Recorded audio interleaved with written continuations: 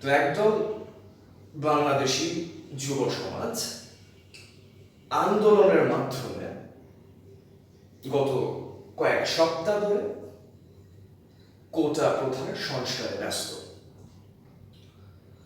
কোটা প্রথার সংস্কার, কোটা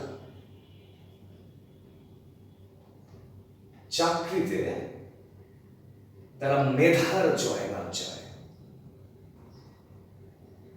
অর্থাৎ মেধার যোগ্যতায় চাকর পেতে চায়। ভালো, মেধা কি?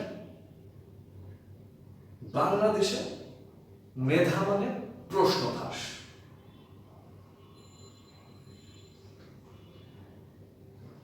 সেই ফাঁস হওয়া প্রশ্নের রেজাল্টে A+ হওয়ার সম্মান নিয়ে শিক্ষক হয়ে টেবিলে চাকর ঠাস।